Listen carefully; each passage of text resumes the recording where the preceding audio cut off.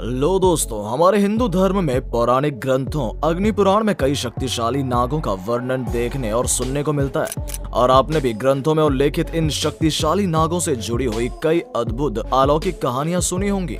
यहाँ तक कि आपने इन नागों के ऊपर धार्मिक सीरियल्स और मूवीज भी देखी होंगी। लेकिन दोस्तों, क्या आप जानते हैं हमारे हिंदू धर्म के सबसे शक्तिशाली नाग कौन कौन से हैं और इनके नाम क्या हैं?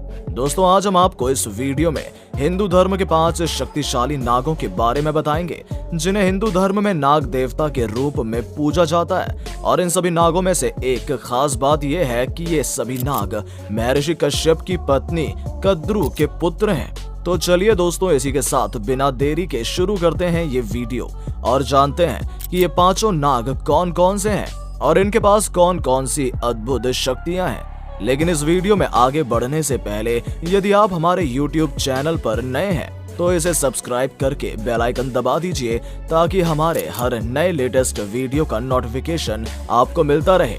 नंबर 1, शेषनाग। दोस्तों, शक्तिशाली नागों की लिस्ट में पौराणिक ग्रंथों के अनुसार पहले नंबर पर शेषनाग का नाम आता है, जो ऋषि कश्यप और कद्रू के सबसे बड़े पुत्र हैं, जिनके बारे में कहा जाता है कि इन्हीं के फन पर ये पूरी पृथ्वी टिकी हुई है। और इसके अलावा शेषनाग भगवान विष्णु जी के सेवक भी बताए गए हैं, जिनके ऊपर क्षीर सागर में भगवान विष्णु विश्राम करते हैं। धार्मिक ग्रंथों की माने तो ये वही शेषनाग हैं जो रामायण में भगवान विष्णु के अवतार राम के छोटे भाई लक्ष्मण एवं विष्णु के अवतार कृष्ण के बड़े भाई बलराम बने थे। शेषनाग के अनंत मस्तक होने के कारण इन्हें अनंत नाग के नाम से भी जाना जाता है। नंबर 2, वासुकी नाग। हिंदू धर्म में शक्तिशाली नागों की लिस्ट में दूसरे नंबर पर महादेव शिव के परम सेवक वासुकी नाग का नाम आता है, जो भगवान शिव के गले में लिपटे हुए हैं। और वो वही नाग हैं जिन्होंने समुद्र मंथन के दौरान मंदराचल पर्वत को मंथने के लिए रस्सी की भूमिका निभाई थी। वासुकी नाग नागों का राजा कहा जाता है, जिसके सिर पर नागमणि नाम का एक रत्न भी है। दोस्तों, हम आपको बता दें कि वासुकी नाग शेषनाग के छोटे भाई थे, जिनका जन्म ऋषि कश्यप की पत्नी कद्रू के गर्भ से हुआ था। बताया जाता है कि वासुकी नाग के 5 फन थे और जेल में भगवान श्री कृष्ण के जन्म के बाद जब वासुदेव इन्हें तेज बारिश में टोकरी में रख कर ले जा रहे थे, तब वासुकी नाग ने ही कृष्ण भगवान को यमुना नदी की तेज बहाव से रक्षा की थी। नंबर 3, तक्षक नाग। दोस्तों, हिंदू धर्म के शक्तिशाली नागों की लिस्ट में तीसरे नंबर पर तक्षक नाग का नाम आता है, जो पाताल लोक में निवास करने वाले 8 नागों में से एक हैं। पुराणों में बताया जाता है कि एक बार राजा परीक्षित जंगल में शिकार करने गए थे, तभी उन्हें ध्यान मग्न श्रृंगी नाम के एक ऋषि दिखाई दिए, जिसने राजा परीक्षित की बात करने की कोशिश की, लेकिन कोई जवाब नहीं मिलने पर क्रोधित होकर उनके गले में एक सांप डाल दिया। जिसके बाद श्रृंगी ऋषि ने उन्हें श्राप दिया कि आज से ठीक 7 दिन बाद तुम्हें एक विषधारी तक्षक नाग डस लेगा।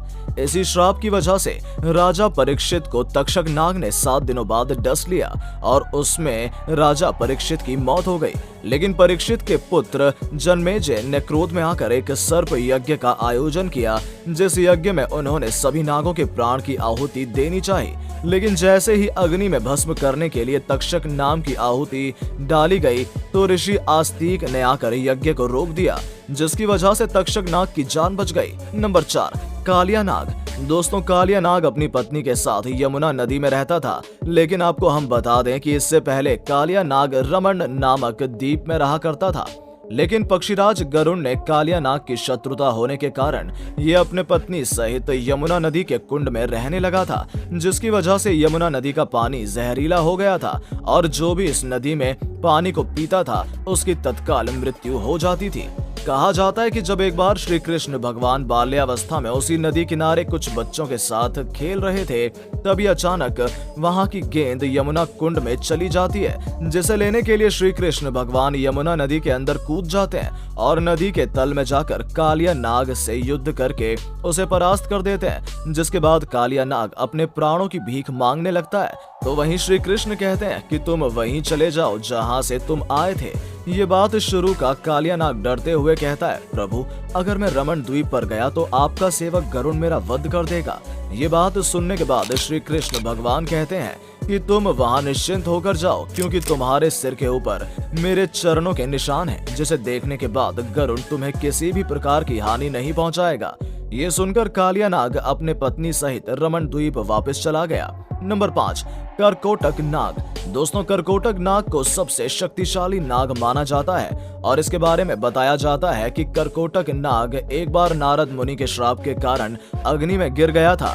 तब राजा नल ने करकोटक नाग के प्राणों की रक्षा की थी। उसी ने राजा नल को डस लिया, जिसके बाद राजा नल का पूरा शरीर काला पड़ गया। लेकिन हम आपको बता दें कि करकोटक नाग ने राजा नल को देवताओं के राजा इंद्र के कहने पर डसा था। तो दोस्तों, ये थी हिंदू धर्म के 5 सबसे शक्तिशाली नागों के बारे में कुछ महत्वपूर्ण जानकारियां।